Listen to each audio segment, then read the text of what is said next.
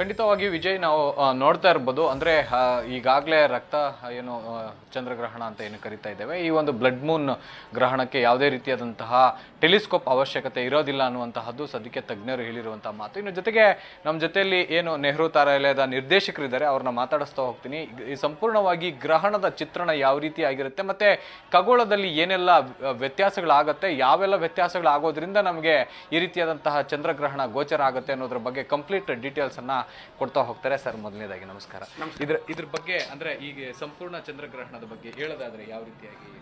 ನೋಡಿ, ಇದು ಈ ಸಂಪೂರ್ಣ ಚಂದ್ರಗ್ರಹಣ ಇವತ್ತು ರಾತ್ರಿ ನಡೀತಾ ಇರೋದು ಒಂದು ಅಪರೂಪ ಅನ್ನೋದನ್ನು ಮತ್ತೆ ಮತ್ತೆ ಹೇಳ್ತೀನಿ. ಹಾಗೂ ಅದ್ಭುತವಾದ ವಿಸ್ಮಯಕಾರಿಯಾದ ವಿದ್ಯಮಾನ ಇದು. ಯಾಕಂದರೆ ಭಾಳ ಸುಲಭವಾಗಿ ಆವಾಗವಾಗ ನೋಡೋದಕ್ಕೆ ಆಗುವಂಥದ್ದಲ್ಲ. ಇಂಥದ್ದನ್ನು ನಾವು ಮತ್ತೆ ನೋಡಬೇಕು ಅಂದರೆ ಭಾರತದಿಂದ ಇನ್ನೂ 3.5 ವರ್ಷ ಕಾಯಬೇಕು, ಡಿಸೆಂಬರ್ 28ರ ಅಂತ್ಯದವರೆಗೂ. ಇವತ್ತು ರಾತ್ರಿ ನೋಡಿ ಈ ಪರಿಸ್ಥಿತಿ ಇರುತ್ತೆ. ಈ ಮಾದರಿನ ನೀವು ನೋಡಿದ್ರೆ ಈ ಪರಿಸ್ಥಿತಿ ಇರುತ್ತೆ. ಈ ಬೆಳಕಿನ ಬಲ್ಬು ಇದನ್ನು ಸೂರ್ಯ ಅಂದ್ಕೊಂಡ್ರೆ ಇಲ್ಲಿ ಭೂಮಿ ಇದೆ, ನೀಲಿ ಕಲರ್ ಇರೋದರಿಂದ, ಇದು ನೀಲಿ ಬಣ್ಣ ಇರೋದ್ರಿಂದ ಭೂಮಿ ಅಂತ ಗೊತ್ತಾಗುತ್ತೆ. ಇದರ ಹಿಂದೆ ಚಂದ್ರ ಇದ್ದಾನೆ ನೋಡಿ. ಇವಾಗ ಈ ಸೂರ್ಯನ ಬೆಳಕಿನಿಂದ ಸೂರ್ಯನ ಬೆಳಕನ್ನು ಚಂದ್ರನಿಂದ ಮರೆ ಮಾಡಿಬಿಟ್ಟಿದೆ ಈ ಭೂಮಿ. ನೋಡಿ, ಚಂದ್ರನಿಗೋಲಿಸಿದ್ರೆ ಭೂಮಿ ದೊಡ್ಡದು, 4 ಪಟ್ಟು ದೊಡ್ಡದಾಗಿದೆ. ಆದರೆ ಈ ರೀತಿ ಇದ್ದಾಗ ಅಂದರೆ ಭೂಮಿಯು ಉಂಟು ಮಾಡುವಂತಹ ನೆರಳಿನ ಒಳಗೆ ಚಂದ್ರ ಇದೆ, ದಟ್ಟವಾದ ನೆರಳಿನಲ್ಲಿ. ಹಾಗಾಗಿ ಚಂದ್ರ ನಮಗೆ ಕಾಣಿಸಲೇಬಾರ್ದು. ಆದರೆ ಸಂಪೂರ್ಣ ಚಂದ್ರಗ್ರಹಣದ ವೇಳೆಯಲ್ಲಿ ಅಂದರೆ ಇವತ್ತು ರಾತ್ರಿ 10 ಗಂಟೆಯಿಂದ 11 ಗಂಟೆಯಿಂದ 12:22 ತನಕ ಚಂದ್ರ ಬ್ಲಡ್ ಮೂನಾಗಿ ಅಂದರೆ ತಾಮ್ರ ಮಿಶ್ರಿತ ಕಿತ್ತಳೆ ಬಣ್ಣ ಅಥವಾ ಕೆಂಪು ಬಣ್ಣದ ಗೋಲವಾಗಿ ಕಾಣಿಸ್ತಾರೆ.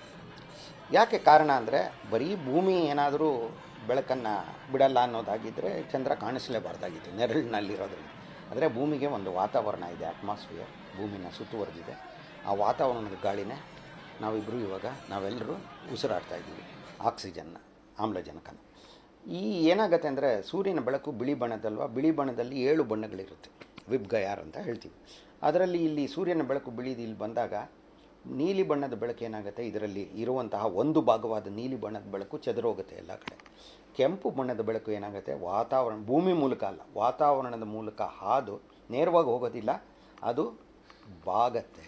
ಬಾಗಿ ನೋಡಿ, ಇದು ಹೀಗೆ ಒಟ್ಟಾಗಿದ್ದರೆ ಚಂದ್ರನ ಮೇಲೆ ಬೆಳಕೆ ಬೀಳ್ತಾ ಇರಲಿಲ್ಲ. ಅದು ವಕ್ರೀಭವನಗೊಂಡು ಅಂದರೆ ಈ ಒಂದು ಮಾಧ್ಯಮದ ಮೂಲಕ ಅಂದರೆ ವಾತಾವರಣ ಅನ್ನುವಂತಹ ಅನಿಲ ಮಾಧ್ಯಮದ ಮೂಲಕ ಹಾದು ಬರ್ತಾ ಏನಾಗುತ್ತೆ ನೋಡಿ, ಹಿಂಗೆ ಬೆಂಡಾಗಿ ಬಾಗಿ ಇಲ್ಲಿ ಚಂದ್ರನ ಮೇಲೆ ಬೀಳುತ್ತೆ. ನೆರಳಿನಲ್ಲಿ ಇದ್ದರೂ ಕೂಡ ವಾತಾವರಣದಲ್ಲಿ ಈ ಕಡೆಯಿಂದ ಅವರು ತಿರ್ಗಾ ಇಲ್ಲಿಂದ ಬಾಗಿ ಇಲ್ಲಿ ಬೀಳುತ್ತೆ. ಆದರೆ ಯಾವ ಬಣ್ಣದ ಬೆಳಕು? ಬರೀ ಕೆಂಪು ಬಣ್ಣದ ಬೆಳಕು. ಹಾಗಾಗಿ ನಮಗೆ ಚಂದ್ರ ರಕ್ತವರ್ಣದವನಾಗಿ ಬ್ಲಡ್ ಮೂನಾಗಿ ಕಾಣಿಸ್ತಾನೆ. ಈ ಪರಿಸ್ಥಿತಿ ನಾನು ಹೇಳಿದ್ನಲ್ಲ, 11 ಗಂಟೆಯಿಂದ 12:20 ರಾತ್ರಿ ಇವತ್ತು ಆಕಾಶ ಶುಭ್ರವಾಗಿರಬೇಕಾದ್ರೆ.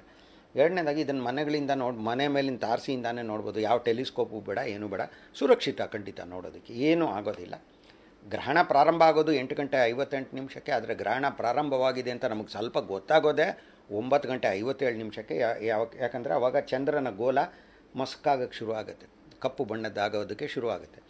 ಅದು ಆವಾಗ ಗ್ರಹಣ ಪ್ರಾರಂಭವಾಗಿದೆ ಅನ್ಕೋತೀವಿ. 11 ಗಂಟೆ ಅಷ್ಟೊತ್ತಿಗೆ ಆ ಮಸ್ಕಾಗಿರೋದೆಲ್ಲ ಸಂಪೂರ್ಣವಾಗಿ ಆಗಿ ಚಂದ್ರ ಬ್ಲಡ್ ಮೂನಾಗಿ ಅಥವಾ ರಕ್ತವರ್ಣದ ಚಂದ್ರನಾಗಿ ಕಾಣಿಸ್ಕೋತಾನೆ. 12:22 ತನಕ ಇದು ಮುಂದುವರಿಯುತ್ತೆ. ಆಮೇಲೆ ಚಂದ್ರ ಹೊರಗೆ ಬರ್ತಾನೆ, ಮತ್ತೆ ಪಾರ್ಶ್ವಗ್ರಹಣ ಆಗಿ 1:26 ಅದು ಆಚೆ ಬಂದ್ಬಿಡುತ್ತೆ. ಅಂದರೆ ಚಂದ್ರಗೋಲ ಮಸ್ಕಾಗಿದ್ದು ಒಂದು ಭಾಗ ಎಲ್ಲ ನಿಂತು ಹೋಗ್ಬಿಟ್ಟು ಕಡೆಗೆ ಚಂದ್ರಗೋಲ ಪುನಃ ಚಂದ್ರಗೋಲವಾಗಿ ಕಾಣಿಸ್ಕೊಳ್ತಾ. ಆದರೆ ಇನ್ನೂ ಗ್ರಹಣ ಮುಗ್ದಿರಲ್ಲ, 2:25 ಮುಗಿಯೋದು. ಆದರೆ ನಮಗೆ ಎಲ್ರಿಗೂ ಗೋಚರ ಆಗೋ ದೃಷ್ಟಿಯಿಂದ 1:26 ಆ ಗ್ರಹಣ ಬಿಡ್ತು ಅಂತ ಅನ್ಕೋತೀವಿ ನಾವು. ಆದರೆ ನಿಜವಾಗಿ ಗ್ರಹಣ ಬಿಡೋದು 2:25 ಬೆಳಗಿನ ಜಾವ.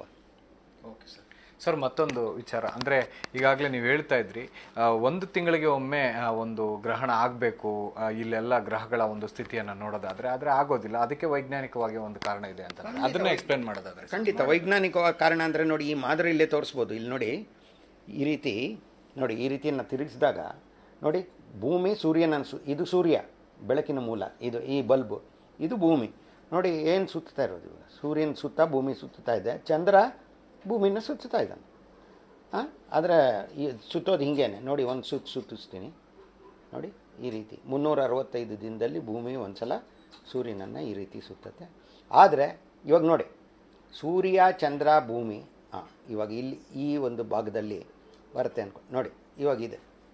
ಹೀಗಿರುವಾಗ ಇಲ್ಲಿಂದ ಸೂರ್ಯನ ಬೆಳಕು ಭೂಮಿ ಮೇಲೆ ಇಲ್ಲಿ ಬೀಳುತ್ತೆ, ಚಂದ್ರನ ಮೇಲೂ ಬೀಳ್ತಾ ಇದೆ. ಯಾಕೆ? ಚಂದ್ರ ನೋಡಿ ಮೇಲಿದ್ದಾನೆ ಸರ್. ಹಾಗಾಗಿ ಪ್ರತಿ ತಿಂಗಳು ಈ ಥರ ಮೇಲೆ ಅಥವಾ ಕೆಳಗಿರೋ ಪರಿಸ್ಥಿತಿ ನೋಡಿ. ಇವಾಗ ನೋಡಿ ಇಲ್ಲಿ ಕೆಳಗಿದ್ದಾನೆ ಚಂದ್ರ. ಇವಾಗ ಸೂರ್ಯಗ್ರಹಣ ಆಗಬೇಕಾಗತ್ತಾ? ಆಗಲ್ಲ, ಯಾಕಂದರೆ ನೆರಳಲ್ಲಿ ಹೊಟ್ಟೋಗ್ತದೆ. ಹಾಗಾಗಿ ಭೂಮಿ ಸೂರ್ಯನನ್ನು ಸುತ್ತುವ ಪ್ಲೇನ್ ನೋಡಿ, ಸಮತಲ ಈ ಥರ ಪ್ಲೇನ್ ಇದು, ಹಾಗೂ ಚಂದ್ರ ಭೂಮಿಯನ್ನು ಸುತ್ತುವ ಪ್ಲೇನ್ ಎರಡು ಒಂದಕ್ಕೊಂದು ಕೋನಕ್ಕೆ ವಾಲ್ಕೊಂಡಿದೆ, ಒಂದು ಆ್ಯಂಗಲ್ಗೆ.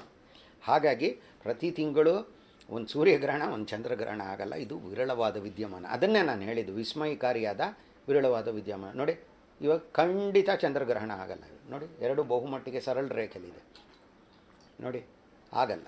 ನೋಡಿ ಈಗಲೂ ಆಗಲ್ಲ, ಈಗಲೂ ಆಗಲ್ಲ. ನೋಡಿ ಇವಾಗ ಆಗುತ್ತಾ? ಸಾಧ್ಯನೇ ಇಲ್ಲ. ಈಗಲೂ ನೋಡಿ ಮೇಲಿದ್ದಾನೆ ಚಂದ್ರ. ನೋಡಿ ಮೂರು ಬಹುಮಟ್ಟಿಗೆ ಸರಳ ರೇಖೆಯಲ್ಲಿದೆ, ಆದರೆ ಮೇಲಿದ್ದಾನೆ. ಆದರೆ ನೋಡಿ ಇವಾಗ ನೋಡಿ ಇಲ್ಲಿ ಇಲ್ಲಿ ನೋಡಿ ಆಗುತ್ತೆ, ಯಾಕಂದರೆ ನೋಡಿ ನೆರಳಿನಲ್ಲಿದೆ. ಹಾಗಾಗಿ ಗ್ರಹಣಗಳು ಅನ್ನೋದೇ ಅಪರೂಪವಾದ ವಿದ್ಯಮಾನಗಳು. ಅದೇನಾದರೂ ಹಾಗೆ ಇಲ್ಲದಿದ್ದಲ್ಲಿ ಗ್ರಹಣದ ಬಗ್ಗೆ ಯಾರು ತಲೆ ಕೆಳಗೆ ಪ್ರತಿ 15 ದಿವಸಕ್ಕಾಗತ್ತೆ ಚಂದ್ರಗ್ರಹಣ ಅಥವಾ ಸೂರ್ಯಗ್ರಹಣ ಅಂತ ಅದು ಆ ರೀತಿ ಆಗೋದಿಲ್ಲ. ಹಾಗಾಗಿ ಸಾರ್ವಜನಿಕರು ನೋಡಿ ಕಣ್ ತುಂಬ್ಕೋಬೋದು ಇದನ್ನು ಅಂತ ನನಗೆ. ಕೊನೆ ಪ್ರಶ್ನೆ ಸರ್, ಅಂದರೆ ಈ ರೀತಿಯಾದಂಥ ಗ್ರಹಣಗಳಾದಾಗ ಏನಾದರೂ ಪ್ರಕೃತಿಯ ವಿಕೋಪ ಆಗುತ್ತೆ, ಏನಾದರೂ ಕೆಟ್ಟದಾಗುತ್ತೆ ಅನ್ನೋ ಒಂದು ಪ್ರತೀತಿ ಇದೆ. ಸೊ ಅಂಥವ್ರಿಗೆ ಏನಾದರೂ ಹೇಳೋಕ್ಕೆ ಇಷ್ಟಪಡ್ತೀರಾ? ಇಲ್ಲ, ಪ್ರಕೃತಿ ವಿಕೋಪಗಳಾಗುತ್ತೆ ಅಂದರೆ ಪ್ರತಿ ಸಲನೂ ಗ್ರಹಣ ಆದಾಗ ಏನಾದ್ರು ಪ್ರಕೃತಿ ವಿಕೋಪ ಆದರೆ ಅದಕ್ಕೆ ಯಾವುದೋ ಒಂದು ಬಗೆಯ ಇನ್ಫ್ಲೂಯೆನ್ಸ್ ಇದೆ, ಯಾವುದೋ ಒಂದು ಕನೆಕ್ಷನ್ ಇದೆ ಅನ್ನೋದನ್ನು ಒಂದು ರೀತಿಯಲ್ಲಿ ಒಂದಕ್ಕೊಂದು ಹೊಂದ್ಕೊಂಡಿದೆ ಅಂತ ತೋರಿಸಿದ್ರೆ ವಿಜ್ಞಾನಿಗಳು ಒಪ್ಕೋತಾರೆ. ಆ ಥರದ್ದೇನೂ ಇಲ್ಲ, ಏನೂ ಆಗೋದಿಲ್ಲ ಇದರಲ್ಲಿ. ನೋಡಿ ಚಂದ್ರನ ಮೇಲ್ಮೈ ಬಹಳ ಬೇಗ ತಣ್ಣಗಾಗೋಗ್ಬಿಡುತ್ತೆ ಗ್ರಹಣದ ವೇಳೆಯಲ್ಲಿ, ಯಾಕಂದರೆ ಪೂರ್ತಿ ಬೆಳಕು ಬರೀ ಕೆಂಪು ಬಣ್ಣದ ಬೆಳಕು ಬೀಳುತ್ತೆ. ಅದನ್ನು ವಿಜ್ಞಾನಿಗಳು ಅಧ್ಯಯನ ಮಾಡ್ತಾರೆ. ಯಾಕೆ ಇದು ಅದರದ್ದು ಯಾವ ರೀತಿ ಅದು ಶಾಖವನ್ನು ಯಾವ ರೀತಿ ತನ್ನೊಳಗೆ ಬಿಟ್ಕೊಳ್ಳುತ್ತೆ, ಯಾವ ರೀತಿ ಹೊರ ಹಾಕುತ್ತೆ, ಅದನ್ನೆಲ್ಲ ಗಮನಿಸ್ಬೋದು.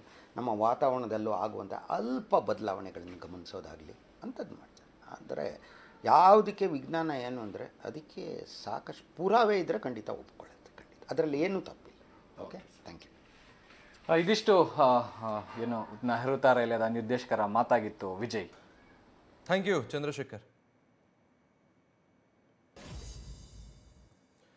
ಒಂದು ಡೆಮೋ ಮೂಲಕ ಸಂಪೂರ್ಣ ಈ ಗ್ರಹಣ ಹೇಗಾಗತ್ತೆ, ಈ ಪ್ರಕ್ರಿಯೆ ಏನು, ಯಾವ ಕಾರಣಕ್ಕೆ ಇದಕ್ಕೆ ಆತಂಕ ಪಡಬಾರ್ದು, ಇದನ್ನು ವೈಜ್ಞಾನಿಕವಾಗಿ ಹೇಗೆ ನೋಡಬೇಕು, ಖಗೋಳಶಾಸ್ತ್ರ ಗ್ರಹಣಕ್ಕೆ ಸಂಬಂಧಪಟ್ಟ ಹಾಗೆ ಏನು ಹೇಳುತ್ತೆ ಅನ್ನೋ ಸಾಕಷ್ಟು ವಿಚಾರಗಳನ್ನು ಬಹಳ ಅದ್ಭುತವಾಗಿ ತಿಳಿಸ್ಕೊಡ್ತಾ ಇದ್ರು. ಇವತ್ತಿನ ಗ್ರಹಣವನ್ನು ಬರಿಗಣ್ಣಿನಿಂದನೇ ವೀಕ್ಷಿಸಬಹುದು, ಯಾವುದೇ ತೊಂದರೆ ಕೂಡ ಇರೋದಿಲ್ಲ ಅನ್ನೋದನ್ನು ಮತ್ತೊಮ್ಮೆ ತಜ್ಞರು ಸ್ಪಷ್ಟಪಡಿಸಿದ್ದಾರೆ.